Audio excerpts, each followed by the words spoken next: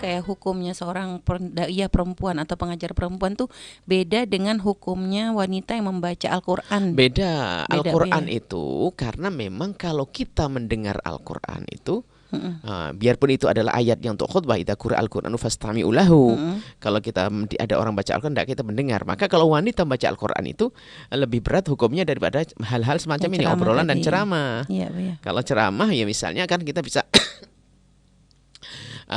kalau Al-Qur'an memang namanya Al-Qur'an, kita tidak enak kalau kita berpaling ya. Biarpun di dalamnya ada khilaf juga di antara para ulama supaya kita tidak, asalkan wanita itu tidak fala takhdha'na bil qaul ya, asalkan suaranya dan suara yang normal, bukan suara mendesah-desah, supaya bukan suara mendayu-dayu, akhirnya membabnya sah-sah saja. Karena menurut jumhur ulama bahwasanya suara perempuan bukan Bukan aurat, kecuali semuanya, semuanya. kecuali dalam Al-Qur'an memang ada pengecualian di sini. Bagi yang mengatakan bukan aurat seperti mazhab Syafi'i, kalau Al-Qur'an memang ada sedikit ada tambahan rambu-rambunya.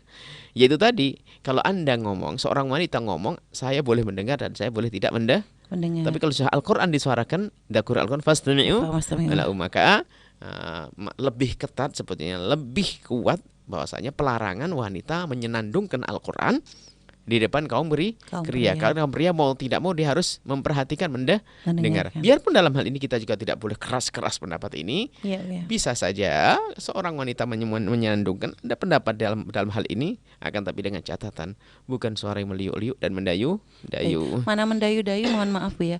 Mungkin bisa lebih dijelaskan lagi. Yang Kalau misalnya kan mohon maaf Bu ya.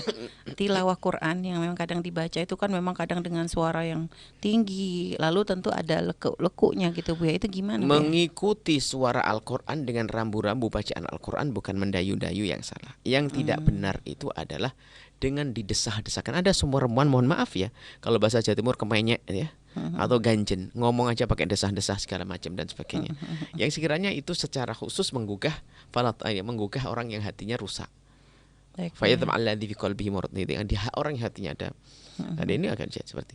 Jadi memang gini loh ya. Jadi kalau cara keutamaan sebaiknya ya jangan dong.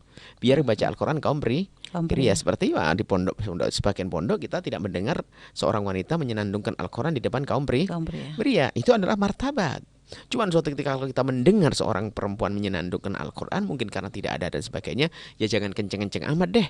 Cuman kita perlu mengajak. Cuman kadang orang itu tuh lah dikuasai dengan kesombongannya, yang sudah bisa menjauhkan perempuan dari baca Al-Qur'an di depan umum, langsung merendahkan yang lainnya. Atau yang masih biasa membaca Al-Qur'an merendahkan orang lain. Ini hidup kok begitu tuh gimana? Ada ilmunya kok semuanya. Baik, ada ilmunya semua. Baik, terima kasih Bu ya atas jawaban dari Bu ya.